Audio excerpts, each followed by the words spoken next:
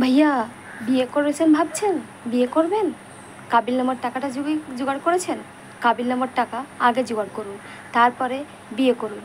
লাখ টাকার শাড়ি দেবেন, 1000 টাকার চুড়ি দেবেন, তাহলে কি কাবিলনামার টাকা কি বাকি রাখবেন? বাকি রাখবেন না, কাবিলনামাটা যতটা সম্ভব দিয়ে দেবেন। আর বাকি করলে কিন্তু ক্ষতি, জানেন তো? এটা জেনে রেখেছেন? বাকি রাখলে আপনার অনেকটা টাকা দিতে হবে, 1 লাখ, 2 লাখ, 3 লাখ। কিন্তু কেন করবেন এটা? করবেন না। যেটা 5,000 টাকা হয়ে যাবে সেটা 5 লাখ টাকা লাগবে বাকি করলে। তাহলে আপনার 5,000 টাকায় মিটিয়ে নিন। সংসার করবেন আপনি, বিয়ে করছেন আপনি, কাবিলনামার টাকা দিতে হবে আপনার। তবে বাকি কেন করবেন? কিসের জন্য করবেন বাকি? সংসারটা আপনার করতে হবে, বউটাকে আপনার। তাহলে কাবিলনামাটা যতটা সম্ভব আপনি দিয়ে দিন। আপনি টাকা দিতে পারছেন না, পরে দেবেন। খবরদার এটা করতে যাবেন না কিন্তু। কারণ যখনই করতে যাবেন তখন আপনার পকেট থেকে আরও বেশি করে খসবে। বাকি করলে লাখ টাকা খসবে।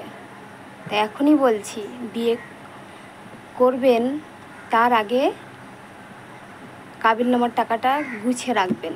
তারপরে বউয়ের গয়নাগাটির দিকে ঝুঁকবেন, তারপর শাড়ি কিনবেন। কারণ ওটা যদি না দিতে পারেন না, তাহলে সারা জীবন আপনাকে খোটা শুনতে হবে। কিন্তু সব মেয়েরা নয়।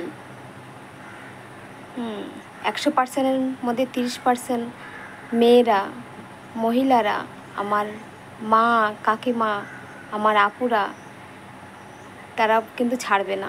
তারা বলবে আমার কাবিলনামার টাকা দাও। একটা দামি জিনিস কিনেছে, আপনি সেখানে বললেন যে এই টাকাটা আমার দরকার ছিল, এটা কিনলে কেন? তখনই কিন্তু আপু বলে ওঠে, আমার কাবিলনামার টাকা আছে না, সেখান থেকে তুমি টাকাটা কেটে নিও। কিন্তু এটা করলে হবে না। তাকে ক্যাশ সবার সামনে দেখিয়ে আপনি ক্যাশে কাবিলনামা করে দেলমোহরানা থেকে মুক্তি পাবেন, আপনি ক্যাশে দেবেন। আপনার ভালো হবে সেইটা। কারণ এটা মরার আগে শোধ করতে হবে। একটা জিনিস দেবেন মনে করছেন, যে একটা কানের দুল নিয়ে নাও, ওই টাকাটা আমি তোমার দেলমোহর হিসেবে দিয়ে দিলাম। কিন্তু এটা খবরদার করতে যাবেন না। দেলমোহরের টাকাটা আগে দেবেন, কাবিনের টাকাটা আগে দেবেন, দিয়ে বউকে বিয়ে করে নিয়ে আসেন। কোনো ব্যাপার নেই, কোনো ঝামেলা নেই। বউ যদি চলেও যাও, কেসও করে, সেই টাকাটা কাকে দিতে হবে? আপনাকেই দিতে হবে। হবে তো বলেন? কারণ অনেক মেয়েরাই দেখছি কাবিনের টাকা নিয়ে ছয় নাই করছে, অন্যের সঙ্গে পালিয়ে যাচ্ছে। কাবিনে 2 লাখ টাকা, 3 লাখ টাকা, 1.5 লাখ টাকা কাবিন হয়েছে, নগদে হয়নি, বাকিতে। তারা কিন্তু এই সিস্টেম উপদেন করেছে যে বিয়ে করলেই কাবিনের টাকাটা অনেক পাবো, তার জন্য। আর অনেক মেয়ে আছেন 5 টাকায় কাবিনে বিয়ে হচ্ছেন, কিন্তু 5 টাকার কাবিনে যার বিয়ে হচ্ছে সে কিন্তু লাখপতি স্বামী পাচ্ছে। লাখপতি স্বামী কী করছে?